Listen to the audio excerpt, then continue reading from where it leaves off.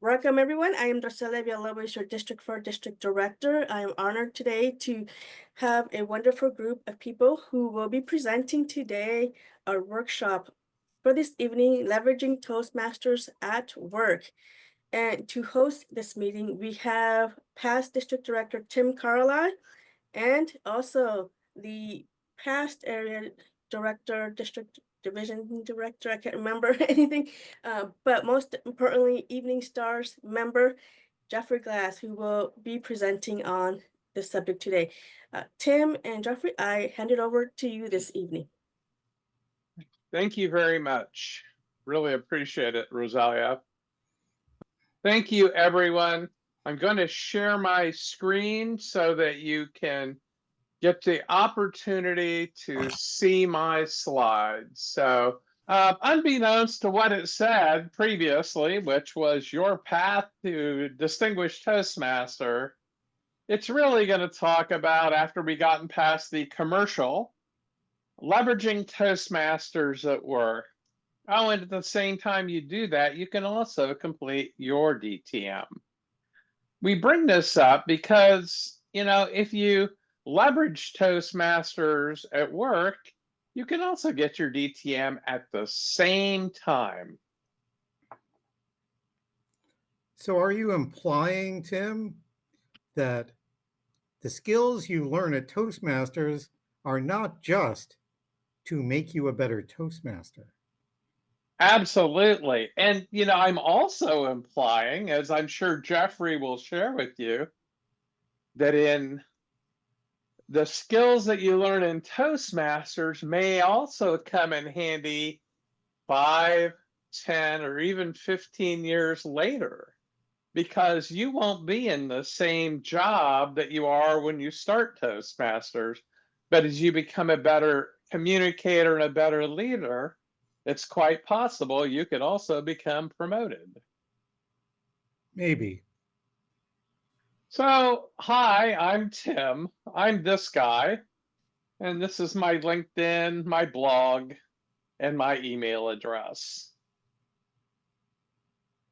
This is Geoffrey, who would not provide me with a picture of himself, so he got the Gorn picture, which he usually provides for all of us. And Geoffrey is at this LinkedIn address and this email address. Thank you for making this slide for me, Tim. I'm here to help. I'm with the government. So are you. Our agenda tonight is pretty simple. Why do you apply leveraging Toastmasters at work? How do you apply leveraging Toastmasters at work? And what do you apply? That sounds like that's really easy, but I think you're going to find that there's a whole lot of different parts and pieces to this.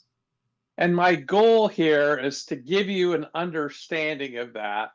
And I'm sure Geoffrey will dispense many, many words of wisdom that I haven't even thought of yet, which is also a plus.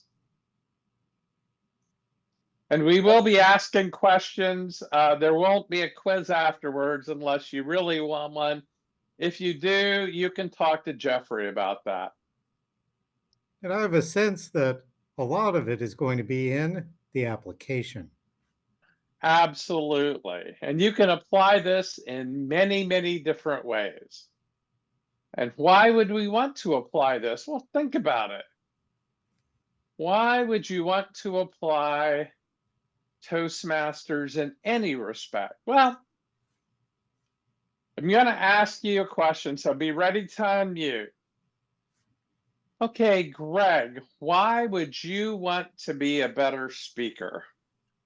Thanks, Tim, for the question. I would like to be a better speaker so that people will remember what my ideas are. There may be thoughts in my head, but if I want people to know about it, then I have to speak because most people do not know how to communicate telepathically. Great answer. Christina, why do you want to be a better speaker? Yes, I'd like to be a better speaker to make a difference. Part of it is actually making an effort to make a change at work it's itself a pretty good feat, but also conveying the message of why I'm making it this difference for our office for the better. Awesome. Thank you. And I'll follow it up with Geoffrey. Why do you want to be a better speaker? There are many situations at work when I have to speak. Sometimes I have to convince my boss or my boss's boss why doing something, while taking some course of action is preferable to another course of action. Maybe taking some action will be dangerous. Maybe doing one action will be easier or better than another. And if I'm a better speaker, I will be able to more quickly and effectively and persuasively convince the people at work who are the decision makers to take the correct course of action. Great answers, all of you. Thank you. Now we're going to ask a slightly different question. Why should you want to be a better leader? And I'm going to start with Olga.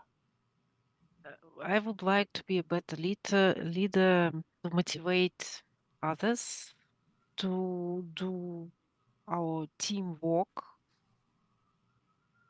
better, I believe, and to persuade, of course, people to lead, to move in right direction, to ask correct questions, to behave better in difficult situations. So a lot of things which I would like to do. I think that's a great answer, Olga. Thank you very much. Aubrey, why should you want to be a better leader?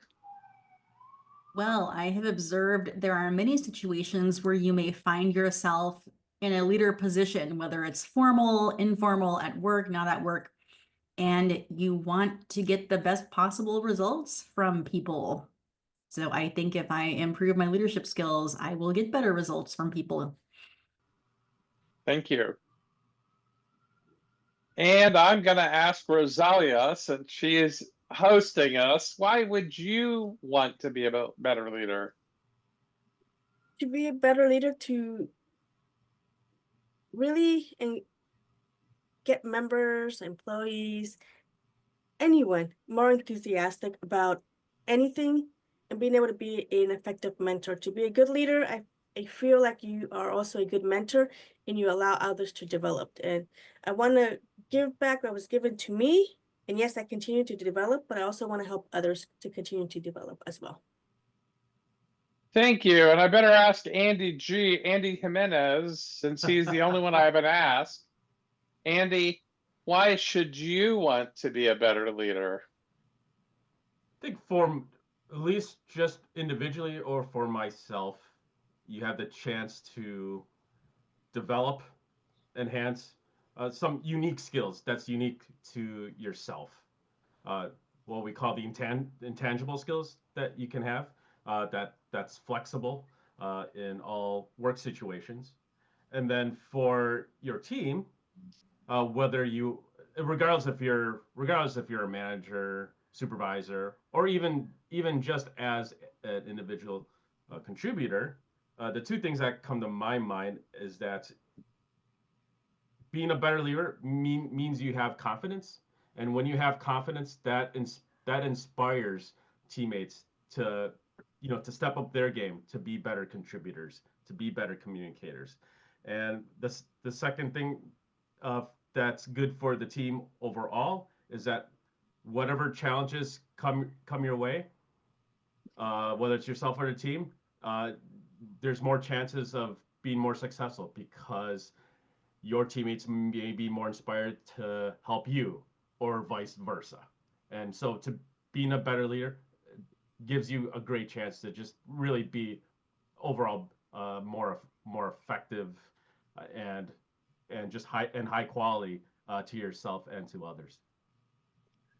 Yeah, I agree with all those answers. And when I remember when I was an area director, that there was a lady that I was an area director with that I helped, and she helped me, and it was great. And I didn't know what she did for her company. I knew what Toastmasters club she belonged to, and suddenly her profile showed up on my LinkedIn one day.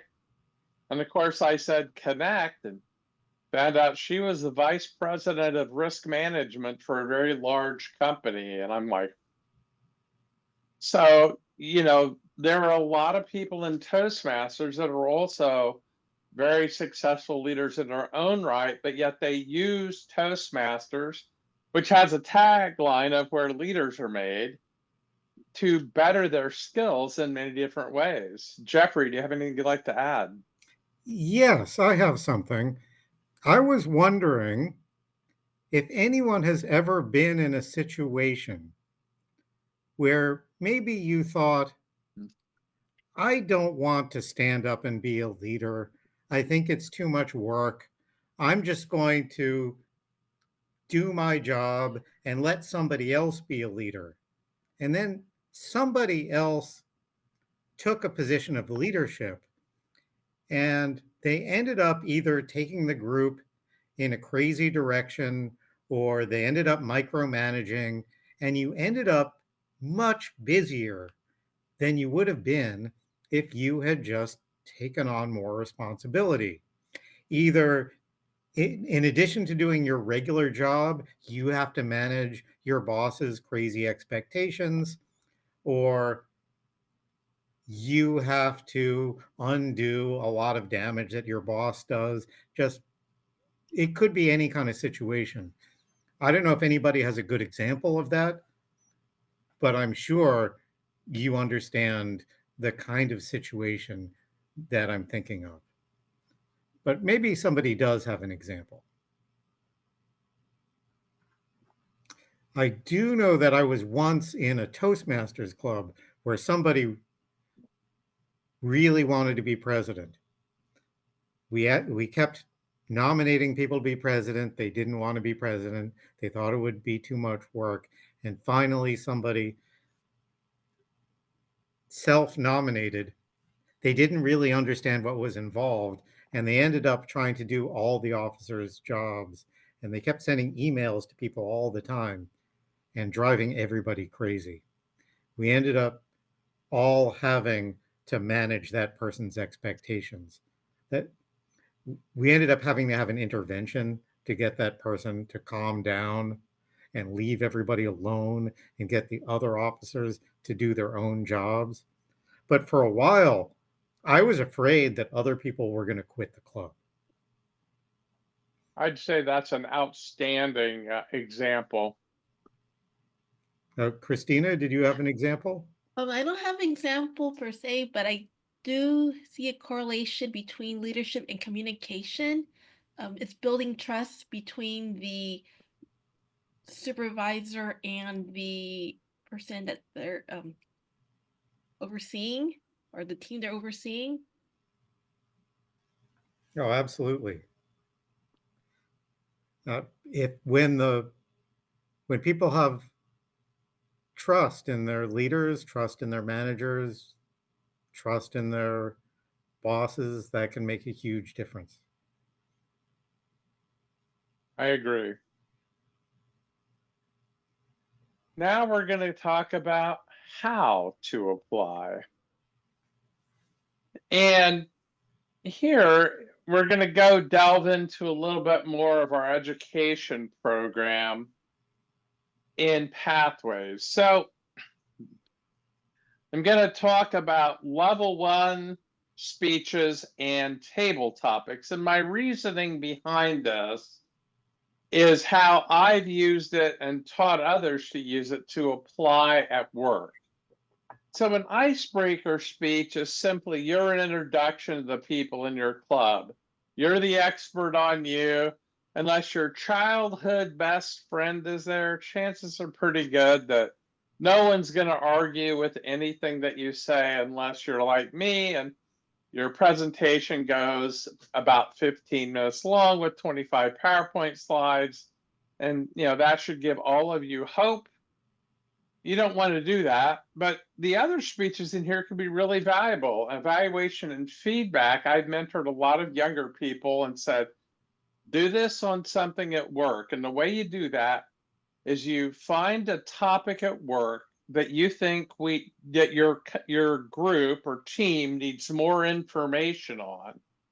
And what you do is you simply do a detailed, get some detailed knowledge on that, give that presentation at your Toastmasters club, get some feedback on your presentation, give it again, get some more feedback, and then share it with your manager and say, hey, I put this together. I'd really like your feedback. Feel free to use any or all of it.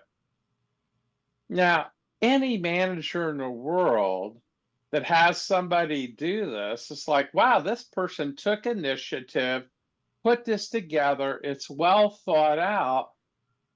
What's not to like? That this person's got it on the ball, and most people in Toastmasters do, in my opinion, anyway. So that's going to get you on the radar. I had a young man that I helped with the speech. I came into San Francisco from the East Bay on a Sunday to work with him for 3 hours. He had a big speech at work, and that speech really launched his career from being like he had been like a team leader, and he basically jumped about 2 levels after that speech because it was for the CEO of Capital One. And it made a big impact. And he wound up giving that same speech to something like 20 or 30 different groups throughout their company. And all I did was not that much. I just helped him reorganize what he had. And having been a member of Evening Stars for a number of years, my shameless plug, I had learned quite a bit from the members there. And by learning how to put that in and getting so much feedback, at Evening Stars, we get 3 evaluations for every time we speak. And it's really valuable. I don't know. What do you think, Geoffrey? This Evening Stars, it sounds like an amazing club. But a quick question. Did anybody here learn how to give or receive feedback during their education? Anybody? I didn't. There was an unwritten rule where I went to school. I trained as an engineer that you don't criticize anybody else too much and they won't criticize you too much.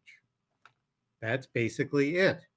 And then the first time I had a detail at work where I was in a management position, I had to meet at least once every pay period.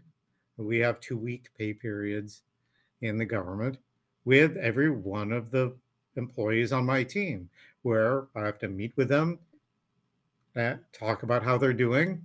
And a couple of them are extremely experienced and knew far more about the work that they do than I was ever going to learn. But many of them were young employees, and I had to give them feedback. Fortunately, I have been in Toastmasters clubs like Evening Stars for years and know how to give people feedback. If I had not been in Toastmasters for many years, I wouldn't have learned how to give people feedback. I probably would have just told people they were doing great until one day when they made me angry, and I don't know what I would have told them. Probably something I would have been ashamed of afterwards. And if I can go back to the icebreaker, I don't know how you guys feel, but I find that the hardest part of public speaking is just introducing myself. When you go around a room or around a Zoom meeting or a Teams meeting and you just introduce yourself for a few seconds, for whatever reason, maybe because with a few seconds, you don't have enough time to get settled. You get that burst of adrenaline and you introduce yourself and then it's on to the next person. So being able to say who you are in your own words is a powerful skill. Great point. Thank you. Some of the other speeches, giving a speech with a purpose, that's a speech where you can get to the point quickly. You want to make sure that people know what you're driving at, you get to the point, and then you explain it very thoroughly. A lot of value in that because you don't beat around the bush. You just get to the point and get in there and make it happen. A lot of things you'll need to do that at work. Introduction to vocal variety and body language. Who doesn't need that? I had something interesting that happened recently. When we moved in the pandemic to almost completely online meetings, a lot of people that were used to the in-person meetings didn't like it. I actually have had a couple people now that joined clubs that I belong to, like evenings, that joined not wanting in-person skills. They wanted to have online skills because those skills are almost as valuable as the in-person ones. They feel comfortable in person, but they do so many online meetings. They wanted to build their online skills. And these were people that worked for venture capital firms, not insignificant positions. Something to consider. Finally, table topics. Table topics is probably one of the most valuable skills you can learn in Toastmasters. I'm sure Geoffrey, like Geoffrey and I've given presentations to executives all the time. And guess what? If they don't like what your project is, they may ask you difficult questions and you have no idea what they're going to ask you. But if you're comfortable in your own skin, most people know what they're speaking about.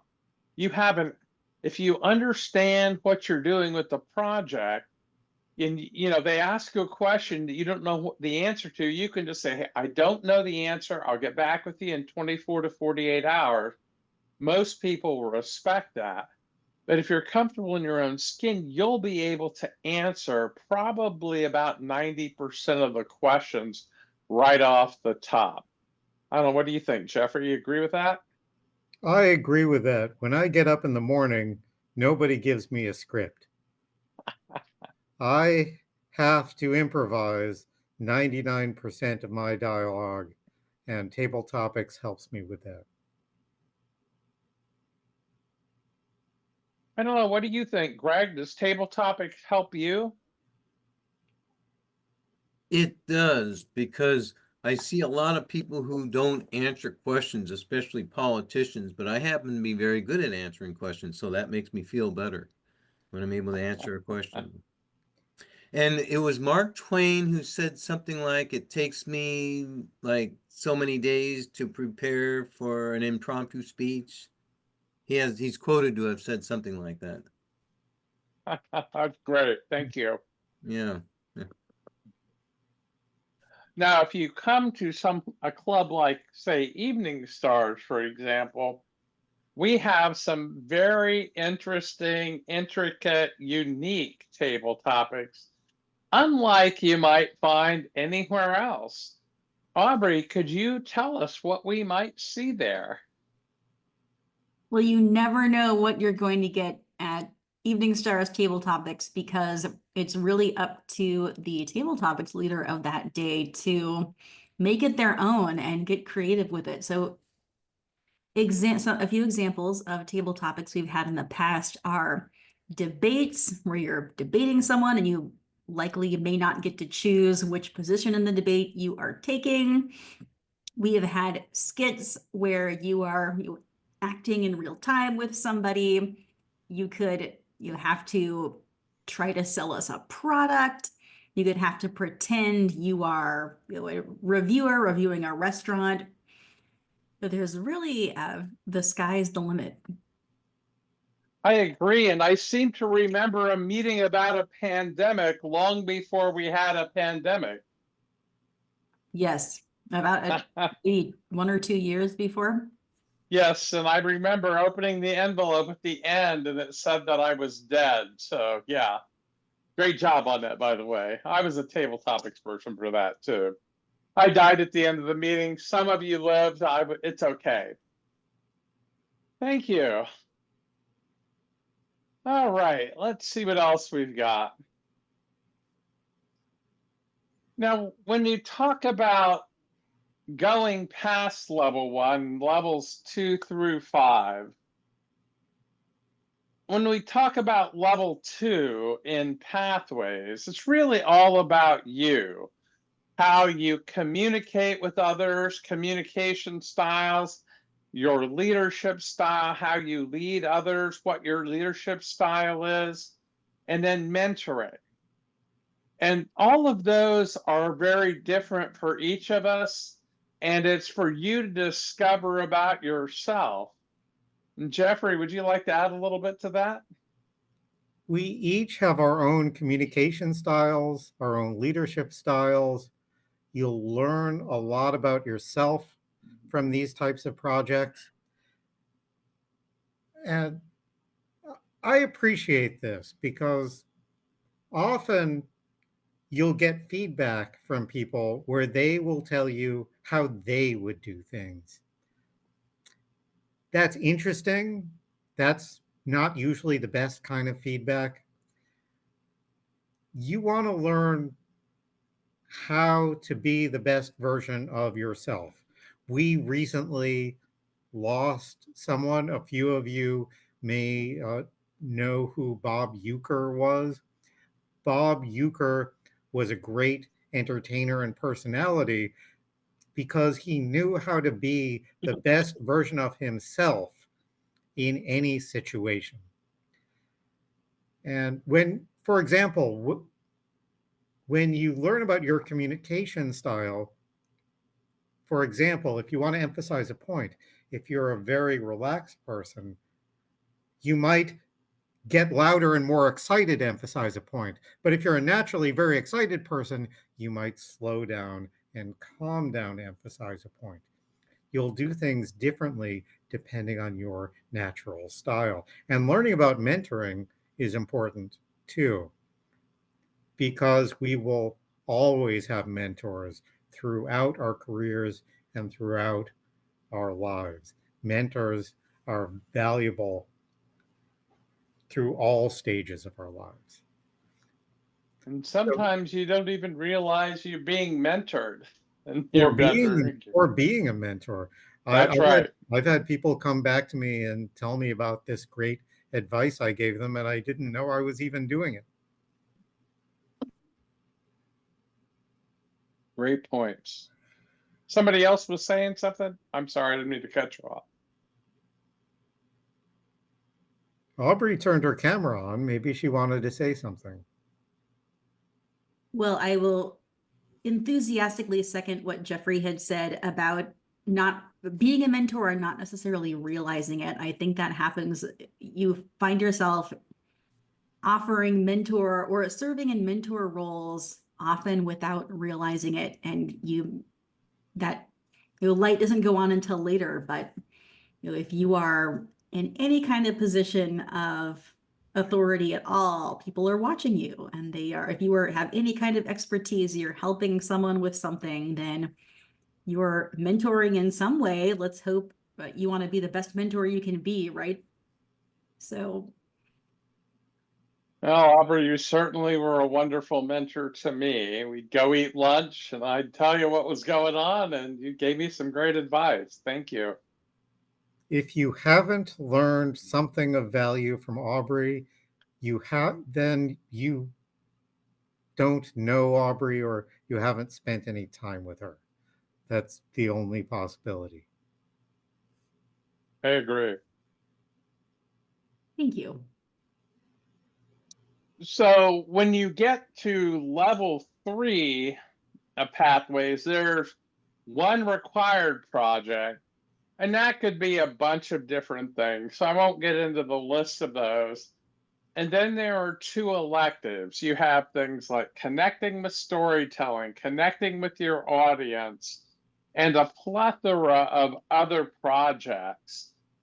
And the beauty of level 3, 4, and 5 is that you have an opportunity to branch out and work on things that interest you. So it's very flexible and allows you to work on things that maybe either are your strengths or things that you want to learn to maybe become your strengths.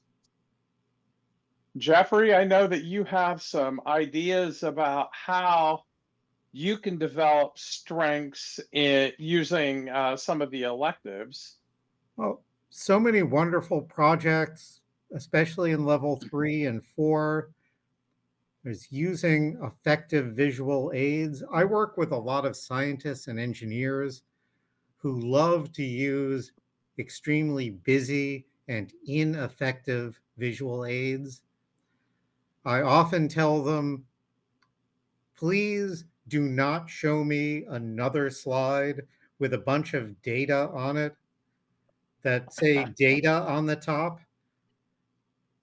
Show me a slide that has purpose, that has a caption on the top, that tells me why I should be interested in that information. If you show me a slide with data that says data on the top, that's like showing me a slide with a picture of a cow that says cow on the top. It tells me nothing. Tell me why that slide is important. Thank you. I thought you were going to say, don't show me a slide with a Bitmoji on it. So storytelling.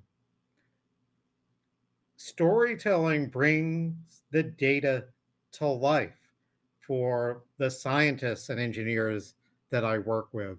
They seem to believe that they can just dump a load of facts on people and their minds will be blown and people will just agree with everything that they have to say. And life doesn't work that way. Maybe it works with other scientists and other engineers, but other people, let's call them normal people, don't react to data that way.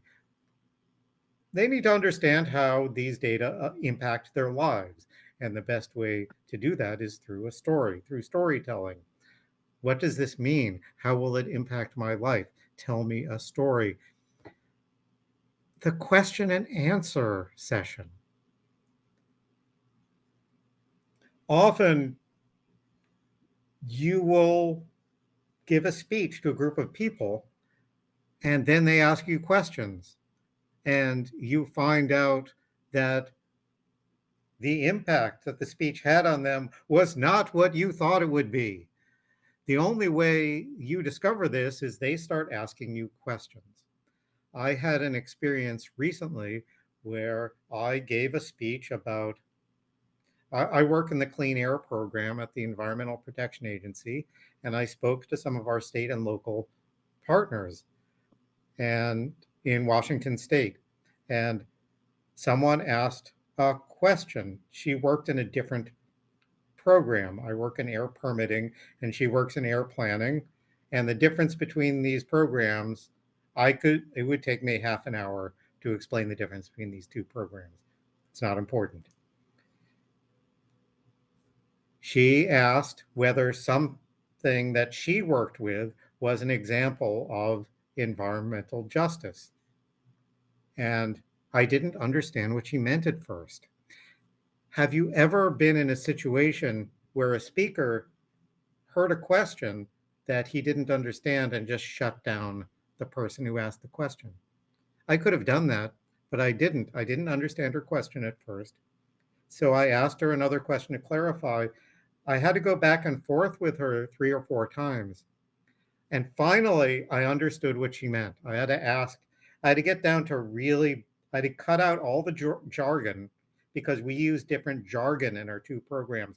And finally, I understood what she meant.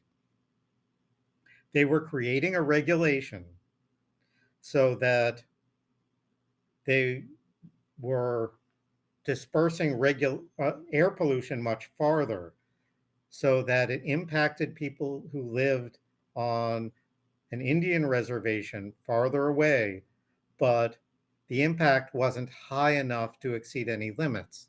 And was this an example of an environmental justice problem? And the answer was yes, yes, it is. That's a perfect example. And I was able to address her question because I was comfortable working in a group setting because of the question and answer session project. That project helped me to work with a group and helped me to have better rapport with people and answer her question and work with a group of people better. I hope I didn't just spend 5 minutes. I thought that was outstanding example of a story of how using the Pathways program can benefit you. Thank you. I like some of the other electives in level 4 too. Podcasting, blogging. There are many wonderful things that you can do, and some of them take some time. But it's worth doing. If you haven't done the blogging section, if you haven't done a podcasting, maybe those are things that interest you. It's worthwhile to do those things. You may learn some new skills, and it may be something where you actually create a blog. I mean, that's how I wound up starting to do some writing on Medium. And I wrote some blog posts, and they got published. Not all did, but some of them did. Right, and there are projects where you run meetings. That's right. Online meetings. Running online meetings. And that is valuable. If you run meetings at work, especially when you are a more junior employee, what sometimes happens, and this happened to me, is by running online meetings and by organizing projects, I networked with people who were much more senior than I was. So I got to know people who were much more senior than I was in my organization and in other organizations that my organization worked with. It's a very effective way to increase your professional network.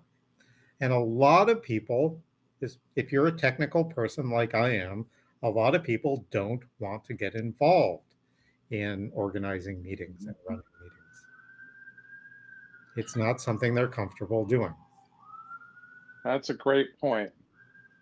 And it's outstanding the fact that, you know, this is a way, if you get known for running great meetings on a Zoom or Teams or WebEx, I mean, there are people that will come to you and utilize you to help them in that regard.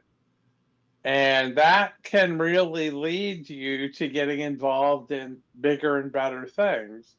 You become the go-to person for somebody who's like a executive vice president example or somebody else, and that may help lead to better opportunities for you in the future. Just saying. The next thing you know, you're learning about other programs at work. You're learning. And they take you under their wing, and suddenly you have a lot of other opportunities because you help them. Level 5. Now, when you get to level 5 in Pathways, now you're kind of showing off your expertise. This is where we have the High Performance Leadership Project, and we also have a number of panels. And I really enjoyed moderating a panel. I've done that in a meeting. I've done that for TLIs. I've done it in several different sessions. You could even have a panel of people for a workshop like this. You can do it for many different things. I think one of the most interesting ones I did was at work, and it was for a panel on ethics. And I asked the question because we have core values at the airport where I work, but none of our core values tie into ethics at all. And so I had a panel of people and I asked questions about ethics. And it was quite the interesting answers that I got back, and it was very informative from many folks. Geoffrey, what are some of the interesting things you've done at level 5? At level 5, you start, well, there are panel discussions. That is interesting. You get a lot of credit and other people do a lot of work, which is always fun. And you get to give longer form speeches, uh, beginning to speak professionally. And that's your chance to put together longer presentations, doing more research, and getting a chance to really dig into a topic and speak at length, which can get interesting. It's a chance to speak longer on a more advanced topic. You can also use your club, being a club officer or an area director. You can also talk about leading in a volunteer organization is a really good project to do. And that's where you serve as a leader for 6 months in an organization or more. And you also do 360-degree evaluations. And I got to tell you, the first time I did that, I was very humbled by the experience, because there's what I thought I did, and then there's what other people thought I did, and the gap was pretty significant. But I learned from that, and I'll tell you, the people that I wanted to talk to were not the people that said I performed up here. They were the people that thought I performed down here, because that's where the growth came from. I'll give you a great example. I was a speaker in charge of speaker assistants at a TLI one time. And I had contacted everybody. I had a meeting with everybody. I told them we need to be at this venue at 7 a.m. And I sent an email about it and everything. I handed out, I had packets ready to go. Everybody showed up except for a couple of people, handed everything out. I also gave them a 360-degree evaluation. I got most of them back, and then I get one from a woman who was also a district leader. And I had really, my marks were kind of in the cellar, I guess we could say. They weren't very good. And so I went up to this person and I said, hey, I saw your 360 evaluation. I just wanted to reach out and see what it is that you thought I could improve on. And she said, well, you never gave me anything. You didn't do this or that or the other. And I asked her, I said, well, so-and-so, did you get the email that was sent yesterday? I noticed that you had not attended the meeting, but I sent a couple of emails. Did you see the email? What email?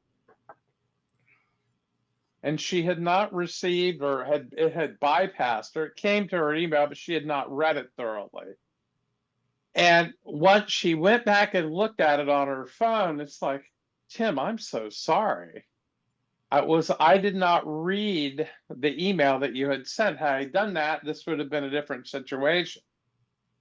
What that taught me was, if it's important, action required, action requested in the subject line, to make sure people know you need to read this and it's important, so that because we're going to do something.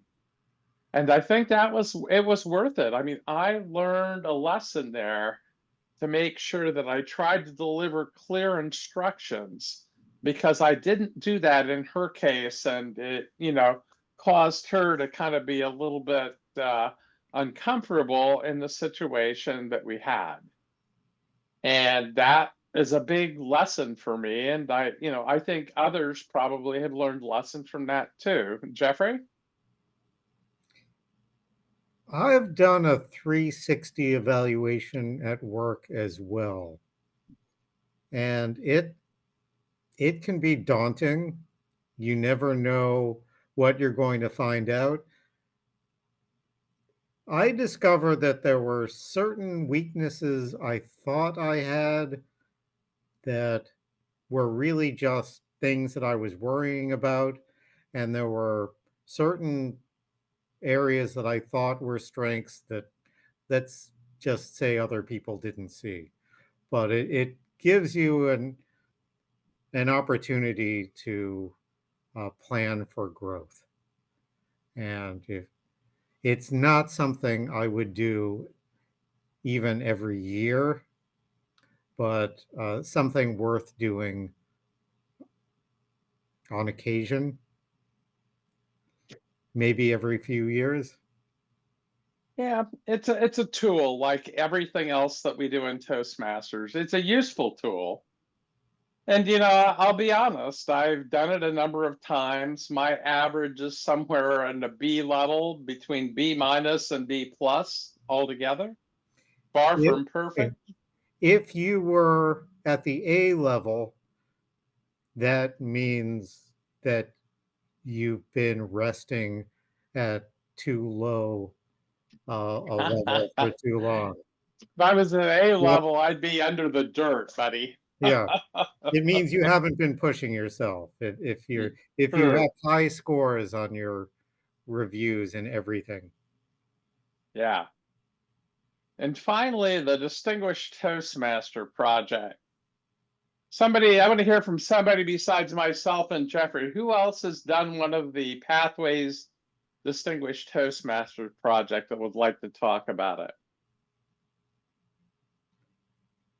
Do you mean the Pathways DTM project or the old Yes. DTM? Yeah, Pathways DTM project. Because I did the old DTM project. Well, or the HPL. You mean yeah, the DTM project, not the HPL? Yeah, DTM. I haven't done that yet. Okay, I've done a few of them, so Okay. I mean, I haven't done the new DTM project, so I'd be interested in hearing about that. And I'd even be interested in hearing about it from you, Tim. Well, thank you so much, Geoffrey. That's a real step in the right direction. I kind of enjoyed it. Unlike the HPL project where you have you have a more of a guidance committee. I always put one together for the DTM project. It's somewhat required, but I mean, I had a team of people, but it's not exactly as set in stone as so much as it is for the HPL. I still did it like I was doing an HPL, although it was not necessarily totally required. So the committee is optional for the DTM It's not, project?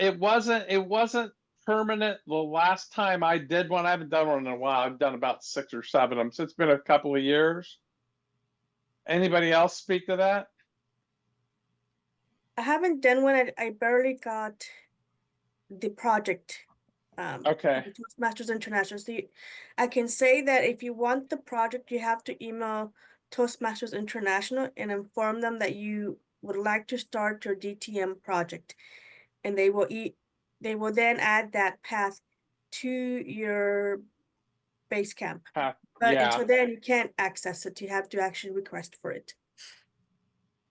That is correct. And so I got them to add one, and I did it over and over and over again, and I had to get them to add it again and complete it, add it again and complete it, and so forth. I use it for a lot of different things. I mean, I did some really interesting volunteer projects in my submarine veterans group.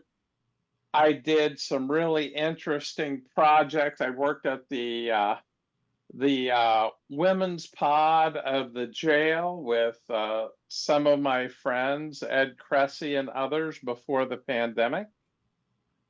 And I've done a couple of other things, and I really got a lot of value out of it. And it was like, we gain all these skills in Toastmasters, which is wonderful. But I think you can do it for things in Toastmasters, but I like the idea of doing it for things outside of Toastmasters because it gives you a way to demonstrate your skills that you learn here somewhere else. And it takes a little bit of, it's kind of, to me, it's like making a difference in a different way, which I enjoyed significantly. And that was kind of my sense of it all. I looked at it as something I could do that was doing good, but it wasn't necessarily inside the Toastmasters box or bubble. And I had a lot of fun with it. And I did it on different things. I didn't do it on just, I mean, it's easy to run a project. I'm a project manager or things like that. Try and do it on something different. We all do volunteer work, most likely outside of Toastmasters. I bet if I asked, hey, do you do anything outside of Toastmasters? Everybody would raise their hand. So find something that matters. Do something for that. Build a team. You don't need to be a big team, but you can build a small team and try something. I'm going to talk a little about leadership. Now, when you have club officers, you know, we have 7 positions that's leading locally. And, you know, you have area directors, which are really mentors of 4 to 5 groups of leaders. Well, you know, that's great. What does that really mean? Well, if you're an area director and you're mentoring those 4 to 5 groups of leaders, if you were at work, what does that look like? Is that that's more like being a second level manager? I don't know. What do you think, Geoffrey? That sounds about right. The tricky thing about being an area director is that the district leaders who are there to train you haven't really been trained yet. That could be true. You know, I think that one of the things too is, you know, when you're an area director, you know, one of the misconceptions is that you may be mentoring 4 to 5 groups of leaders and you can encourage them and you can advise them, but really you can't really control anything. Right. Exactly. You have no authority. And when I mentor an area director, and I've mentored area directors a couple of times, the advice I give them is you don't have to know all the answers. In fact, you don't have to know any of the answers. Your job is to go and visit the clubs and fill out your club visit reports. And these club visit reports, at least the ones that I remember from when I was an area director, which was a few years ago, they have all kinds of information on them. And often you feel like you have to collect a lot of information to fill out a complete report. But if you visit a club and the club is suffering, they have hardly any members, or their meetings are lacking energy, the district leadership needs this information right away. They need to know that this club is in trouble more than they need a complete report about whether this club is using Toastmaster branded materials or all of this other information, which may not help the district leaders. So I tell the area directors, don't wait until the last minute to submit your report. with complete information, submit it as early as you possibly can, and let the district leadership know that this club is in trouble. Yeah, the reports have changed quite a bit over time. I know they're very different now than even when I was an area director. Oh, I I hope think, so. That's good. yeah, it's gotten a lot better actually. And they even have a couple of sections which are just for the district leadership. And, if there's any issues that you see as an area director, I think the big thing to realize is that as an area director, you're providing encouragement. Mhm. You're really just helping them be the best version of themselves to the best of your ability. And sometimes that's easy, and sometimes it's not. Mhm. And that's just what we do. Right. And yeah, And you don't really have anything to offer them except encouragement. And you can't really do anything to them if they don't do what you want them to do. well, it's part of the process, though. And, you can work with them, but, while you may not do that, there may not be that much you can do. You can just tell them, this is what we need you can request them do certain things, and then you are letting people know this is what's going on with people. So I mean, like I said, I think you have to be thoughtful about it and use your head. And I've seen all kinds of situations, some good, some less good, but it's all part of the process. And, we've all had our experiences being area directors. I think every person on this call has been an area director or above. Now, other things you can do in leadership. If you're a club mentor, and I spelled it out a little bit here, where you work with a club for 6 months, it's brand spanking new.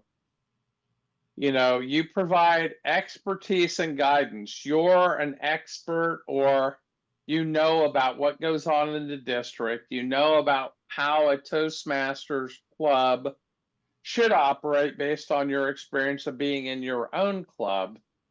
And you allow that club to develop their own unique style. Now, I'll bet Geoffrey has a couple things he'd like to bring up about mentoring. Well, the application of this to your professional life is pretty clear. It's often the case that you might be asked to start a new team or to introduce some kind of new program to a team. And being a mentor for a new Toastmaster club is an introduction to something like this. That it's good training for this kind of leadership.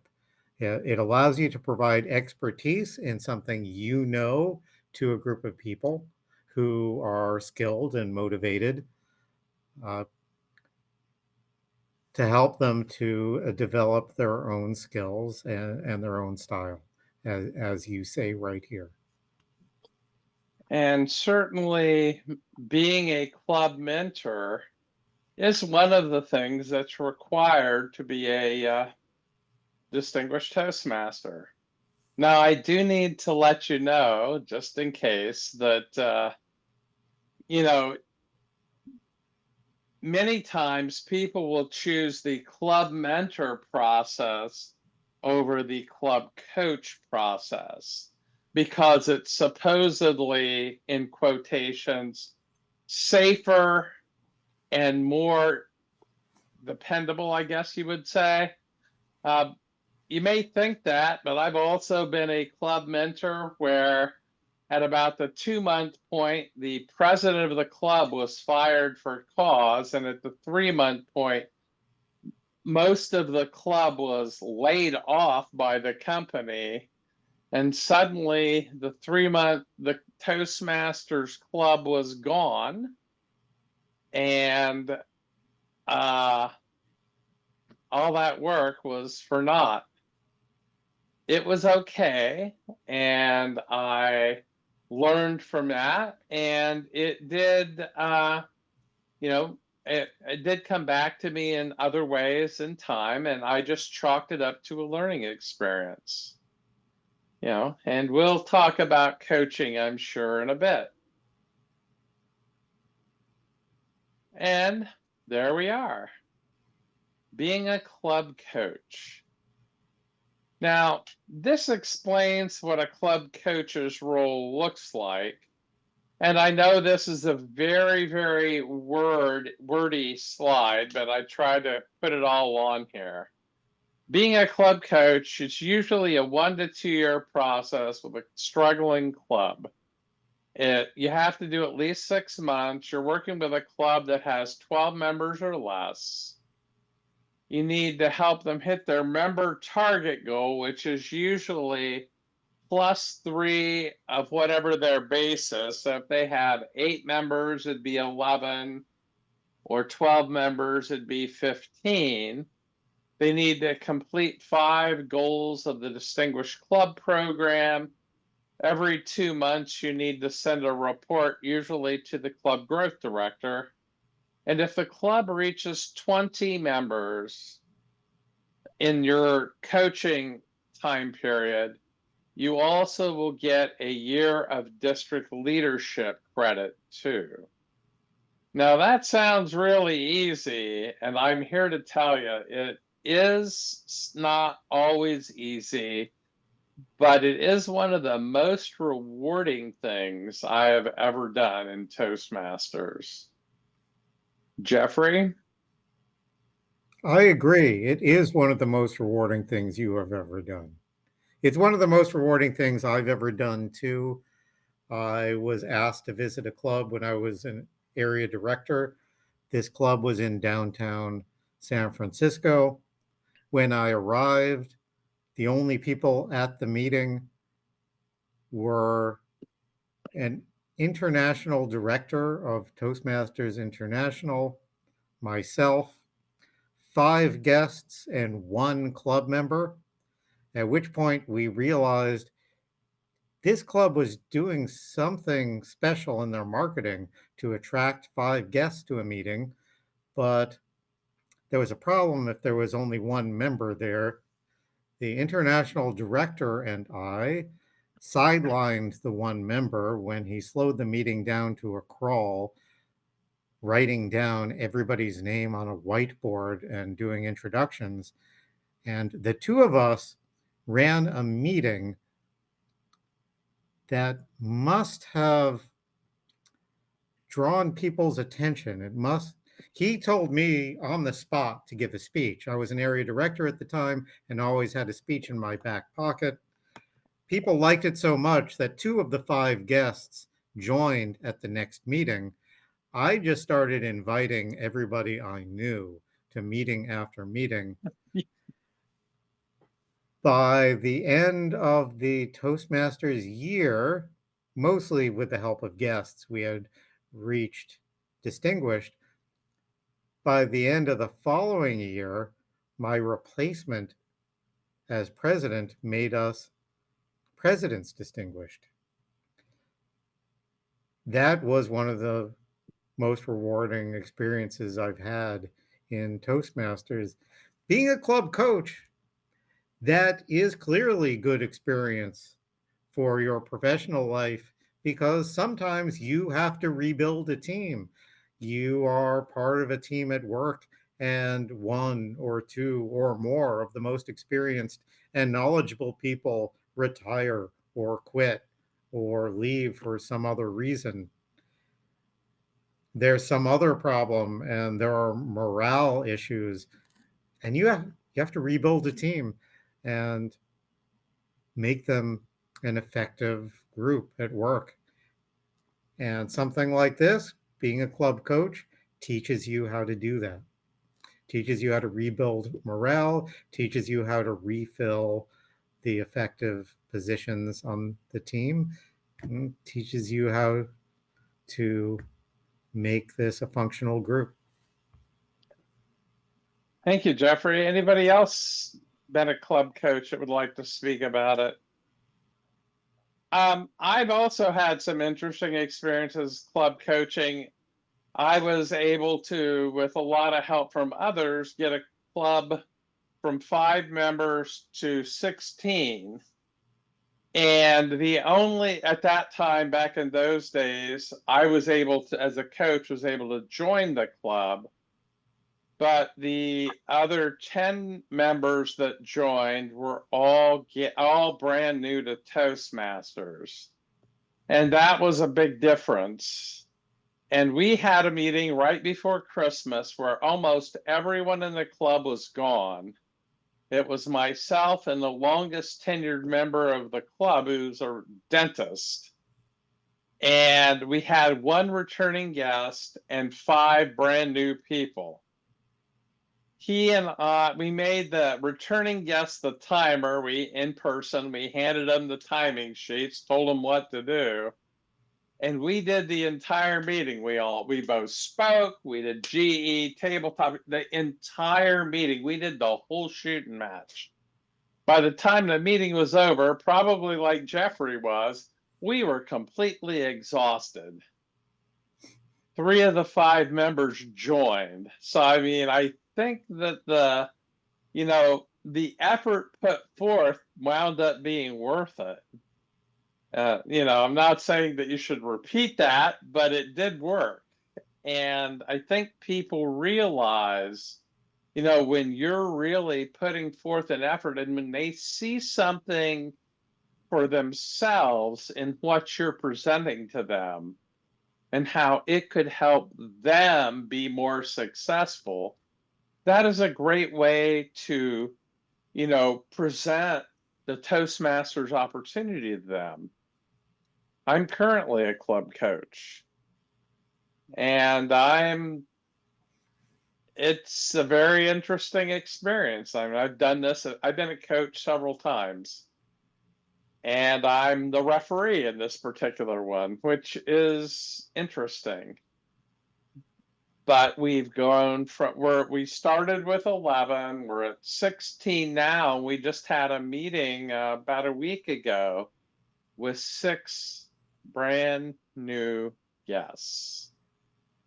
So there is some value and some, really interesting stuff you can get if you're willing to do that. And it might be something as simple as maybe you have somebody who's stepping on somebody else's work, and this is like, one of the things I've had to do in one case is tell the club president, you have great people on your team.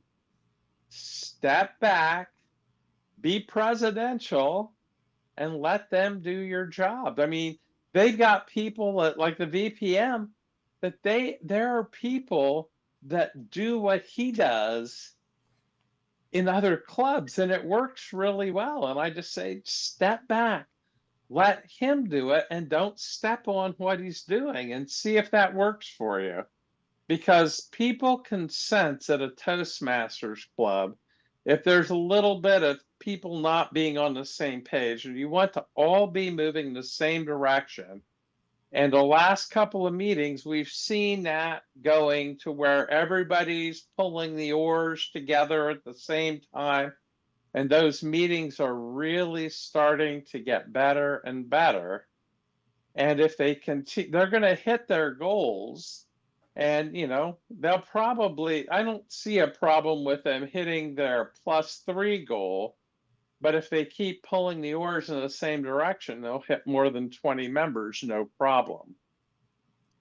If they do, that's great. But I don't really care about the numbers near as much as I care about making sure that the club is successful and that we put the structure in place so that they will be there for the next 3 to 5 years, and they will have that structure in place to continue to grow, because that's what we want. Geoffrey, you have anything else you'd like to add, or anyone? I think Aubrey's been a coach, haven't you? I have. Do you want to ask that question? Because I'll give you the real talk. Go for it. Okay, Geoffrey told a great story of rebuilding a club. So imagine the same club, it's the exact same club. It was President's Distinguished for multiple years in a row, then fell on some hard times. They lost their regular meeting space. They had to move a couple of times, and the membership took a hit. They did eventually find a more stable meeting place and were trying to rebuild. And that's where I came in.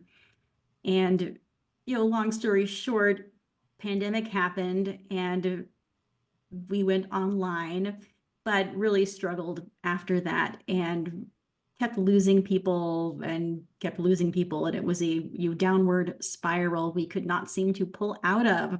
So we did close that club. And what I learned from that is, everything ends.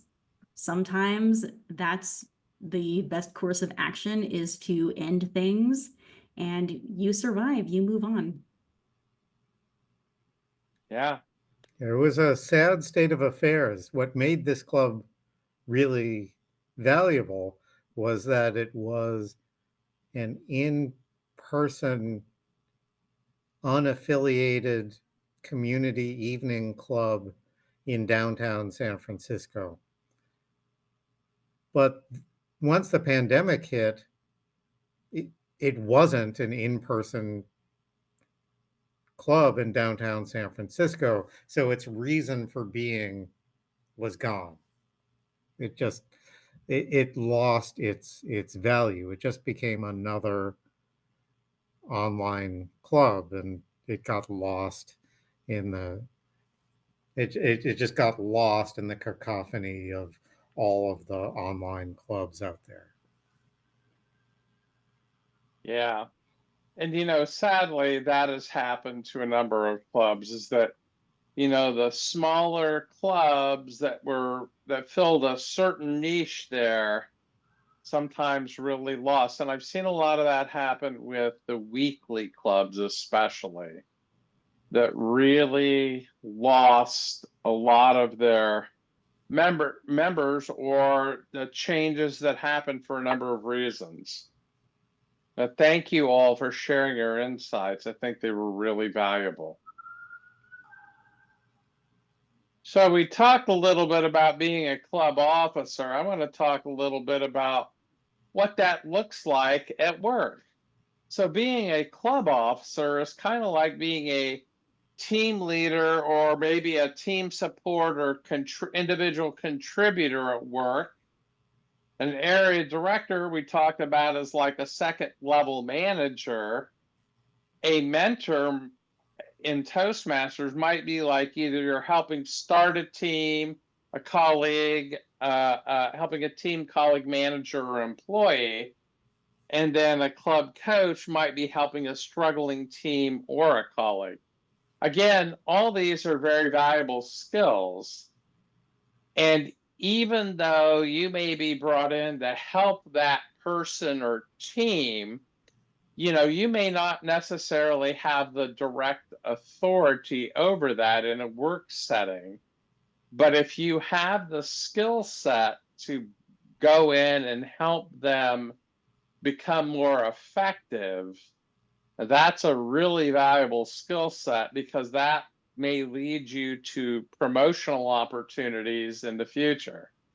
I know that when I became a Toastmaster, a year after I became a Toastmaster, I got promoted at work because I could communicate a heck of a lot better. And, people that work in cyber, heck, most people in IT don't understand what people in cyber said, much less the rest of the world. At least they didn't back then. That was my experience. Geoffrey, what do you think? These are good analogies, but every kind of leadership I have found helps with every other kind of leadership. And every kind of communication helps with every other kind of communication. Agreed. So in a low stakes setting like Toastmasters, I would recommend, if you have the time, if you have the bandwidth, don't turn down an opportunity to communicate, and don't turn down an opportunity to lead. And, you know, as long as you have the time to do it, take the opportunity. I agree with you. You know, even when it's not easy, it's really worthwhile, because not easy may turn into your personal growth as a leader. You know, I didn't always have an easy time being a leader in Toastmasters, but it was well worth it. Even though at the time I didn't understand why. I do today. Because you work in District 4, especially, where we have the most diverse, the most unique setting of people from every walk of life in every kind of Toastmasters club you can imagine. And it really, the opportunity there to work with so many different ideas, so many different types of people, and so many different points of view really makes a big difference, because once you can grasp all of that and understand as much of it as you can, it really gives you the opportunity to learn from that and to become, I think, really much more accepting of others, and to realize that you don't have to have all the ideas. You know, you can learn from other people. And, you know, like I said, perfect is the enemy of good enough. That was one of the big things I learned.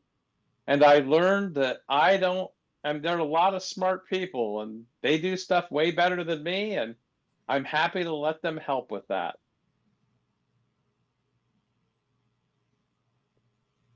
Now we're going to talk a little bit about what to apply. You know, John Maxwell said, a mentor knows the way, goes the way, and shows the way. Here are the DTM requirements. Complete 2 unique learning paths. We've talked about those. We've talked about being a club officer for a year, being a district leader for a year. Then you get into club sponsor, youth leadership, and speechcraft. We have not talked about those yet, but we're going to do that here in just a moment. Be a club mentor or a club coach, and complete the Distinguished Toastmaster project. Since we haven't talked about club sponsor, youth leadership, or speechcraft, let's do that now. Being a club sponsor is where you work as the district representative with the person that's trying to form a new Toastmasters club. Your goal and job is to make sure that that person who's forming that club has a great experience while doing that. You know, and I mean, that doesn't mean that you have to necessarily be an expert at everything, but you can have someone that is willing to work with you to help you learn what you need to do. And that could be the club growth director, it could be a club sponsor chair, it could be anyone that, you know, is designated by the club growth director to assist you. We haven't started a ton of clubs this year, so there's only been a couple of opportunities in that regard. And the way that that has normally been done is one of those sponsors comes from the club that's starting usually, and one comes from the district. Any comments on that, Geoffrey, or any questions from anybody? I have been a club sponsor once. It was a matter of helping with the paperwork to charter San Francisco bilingual Cantonese English Toastmasters. And I'm sure almost everybody here knows that I am the one responsible for the fact that this club has the longest name possible for a Toastmasters club, the longest name that will fit on the paperwork. And this club name ruins the formatting of every spreadsheet and table in District 4. Yes, but if you come to Evening Stars, which does not ruin the formatting and spreadsheet of every spreadsheet in District 4, you can learn about a lot of these opportunities directly from people who have done them. Being a club sponsor, you know, it's interesting. It's yeah, and you start when they're forming, you finish when the club charters, your job is done. And then your job, once that has happened, is you then have the club has to have one of the club officers has to email Toastmasters International and say that, you know, person X, member number Y, has fulfilled their role as sponsor for club number X, and then put their name and what officer role they have. Right. Sounds easy, but some people forget that part. Right. It's interesting. It doesn't really have the same level of fulfillment as some of these other projects because it's basically a paperwork exercise. It feels good. True. It feels good to get the club started, but you get this credit for your DTM, and typically, to be honest, other people have really done more work than you have. You've just filled out a lot of paperwork. Yeah, it's kind of like herding cats and being a project manager in some respects, I think. Youth leadership. Now, youth leadership is where you put together a program. You'll basically have to purchase a program that's on Pathway. It's a little Pathways program where you have a youth leadership program where you work with kids and their parents, and they come together and they work on certain projects to learn how to start becoming public speakers. Who has done worked on a youth leadership project? I have not. It's one of the few things I haven't done so far in Toastmasters. It's one of the few things I have never been involved with at all. I wonder if anybody here has been involved in a youth leadership project. The only two people I know of who have are Denise Singh and Alan Zong, and that was a few years ago. I know that yeah, you're right. Alan Zong has done a bunch of those, and yeah, and that I know he's a real expert at it. But you know, you can also talk to them about doing something like this, and all it really takes is finding a group of young people that would have interest in doing something like that. So if you are someone with kids, maybe that's an opportunity for something you could do. Now, if you don't have kids, but you know adults that would benefit from something like learning to speak, but they're not really sold on it to the point of becoming Toastmasters yet, you have a program like Speechcraft. And one of the things I'm actually working on in a couple different cases is a Speechcraft that can repeat over and over with there's a program that they have for people who have been previously incarcerated, and we're looking at trying to have a program where we go in every few months and do a Speechcraft, so it's something that would be repeatable. And when you do that, the program, you know, for 5 people costs about $50. And I'm gonna pay for the first one and do that. But you know, if you got 10 people, you could have because only the person that is the coordinator for the program of 5 people gets credit for their Distinguished Toastmaster project. But if you've got 10 or 15 people, you could have 3 people that get credit. So, you know, it has to be sponsored by a club. You can't be sponsored by the district. I mean, the money comes from wherever it comes from, but as long as your club is willing to do that. And I know that I did a speech craft that was sponsored by a club for a group that was too small. They couldn't have, they wanted a Toastmasters club. They simply did not have enough people for one.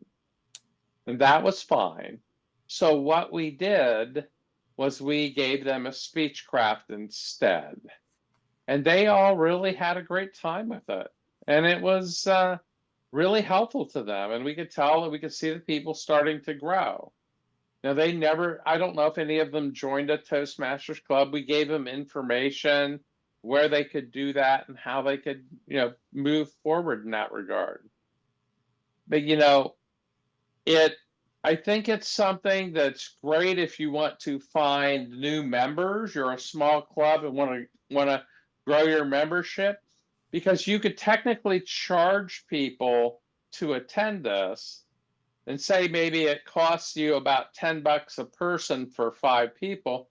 You could charge $30 for this per person, and then you could just knock that off the cost of them becoming members in your club, or $20 off the cost of becoming a member if they decide to join your Toastmasters club. You know, and that's not a bad deal. Lots of different things you can do in that regard.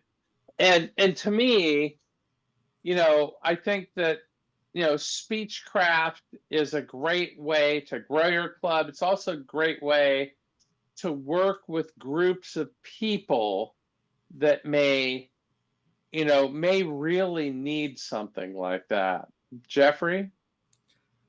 I have never run a Speechcraft myself, but I have assisted other people with parts of Speechcraft programs. Once under the legacy program and at least once under the legacy program, maybe more than once, and at least once under Pathways. My understanding is they give the first couple of projects under Pathways, and if they join a Toastmasters club within a certain period of time after completing Speechcraft, they get credit for those Pathways projects. And because Absolutely. and because it's a small group of people and it's a short period of time, they are often a tight-knit group of people. Agreed. All right. We've talked a lot about why to apply Toastmasters at work and kind of how to apply it and what to apply. And then we're going to get to the important stuff here. You know, this is the big concept. If you get pushback from your efforts, your purpose is even greater than you thought. Now, hopefully this is you trying to jump all the way across this 2-lane road. Because after you've attended this workshop, I'm hopeful that you'll be able to do so. If I'm wrong, that's okay. And I'd like to kind of shift back to everybody. And Jeffrey, I'm sure you have a few thoughts. I don't think I can jump that far. If you do try to jump that road, make sure there's no oncoming traffic. But Great point. I have found what I've learned in Toastmasters, both speaking and leadership, to be helpful in my professional life. A lot of the skills that I need at work are skills that I never learned in my formal education, whether in my public education at university or in graduate school. A lot of these skills just never came up. And I've had a lot of opportunities in my professional life that Toastmasters helped me to obtain and helped me to succeed when they were presented to me. I couldn't agree with you more. And that was one of the biggest things, is a lot of the club officer training and training I got when I was a district officer, and even the mid-year and district leader training, all that contributed significantly to me in a big way. And I mean, in my current role in my submarine veterans group, I'm the #2 guy for 12,000 people. And I gotta tell you, I mean, it is like playing three-dimensional chess sometimes, but most of the time it's not that bad, because after being in Toastmasters and leading others, when there's stuff that comes up, I can usually see it coming a mile away, which is great. But I also have become a lot more attuned to what not to do, because I've done a lot of things that I didn't do as well as I should have before, and I've learned a lot of lessons. So when it counts now, I'm much better at making sure that I do things in a better way and leave things in a way that makes more sense. So I hope that made sense. Maybe All right. these should be the final words. I don't know why everybody doesn't do it. Well, Tim and Geoffrey, I want to thank you so much for this wonderful workshop. I've learned a lot. I've taken a lot of notes. I've brought up a page full of notes here. Even though I'm the district director, I learned a lot, and I actually learned a few ways to incorporate this into my job search that I'm doing at the current moment.